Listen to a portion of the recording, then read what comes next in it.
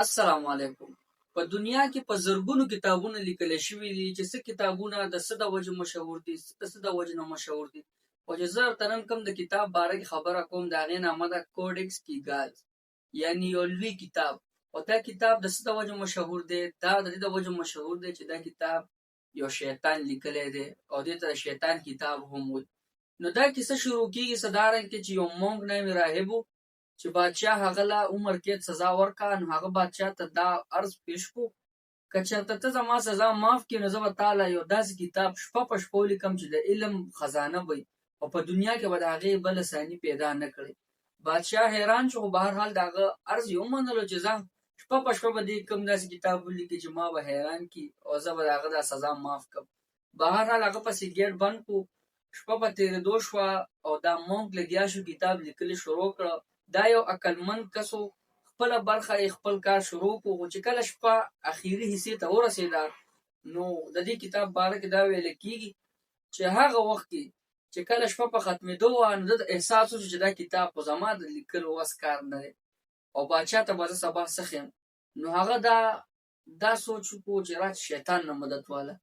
شیطان یې روغتو چې شیطان راو، شیطان سره معاهده وکړه. شیطان ورته ویل چې زه به تا له کتاب ولیکم خو په بدل کې به ما له څه راکړې. شیطان ته یې ویل چې زه به بدل کې تا له خپل روح درکړم، ته ما له دا کتاب ولیکه. نو شیطان ورسره معاهده وکړه، شیطان ور دا کتاب ولیکلو. نو د دې کتاب تقریبا چې 3 فوټه اوږدوالی دی او دغه رنګې 50 سانتي میټر چوړایي ده او دارنګې دا یو ډېر لوی سایز والا کتاب دی، تقریبا چې 15 کیلو د دې وزن راځي. نو دا یو ډېر لوی کتاب دی، دا یې ولیکلو. نو هغه وخت بادشاه و د هغه سزا بیا معافه کړه. د دې کتاب مین پارټ یعنې مین صفحه یې د یو چې په هغې د شیطان خپل تصویر جوړ د کتاب منځ کې دی. د هغې د وجې دا کتاب ډېر مشهور شوی دی او دې ته ډیولز بایبل یعنې د شیطان کتاب هم ویلی کېږي. نو د دې د وجې دا کتاب ډېر مشهور شوی دی او دا لیکلی شوی دی په 1300 صدۍ کې په بروهیمیا ښار کې او دا اوس موجود دی د سویډن په یو نیشنل میوزیم کې پروت دی. دا کتاب د 160 ځناورو څرمنو نه لیکلی شوی دی.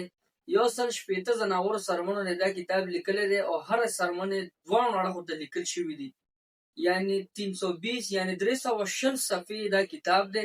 او د دې کتاب باره کې دا ویل کېږي چې دا اوس موجود دی 310 صفحې، یعنې 10 صفحې د دې مکمل غیبي دي او د هغې باره کې دا ویل کېږي چې دا هغه صفحې دي چې په کومو صفحو کې دا لیکلی شوي چې شیطان به ځان له څنګه راغواړي او دا معاهده به ورسره څنګه کوي چې ته زما په کار راشه زه به ستا په کار راشم. نو دې باره کې دا ویل کېږي چې دا صفحې غیبي دي. والله اعلم.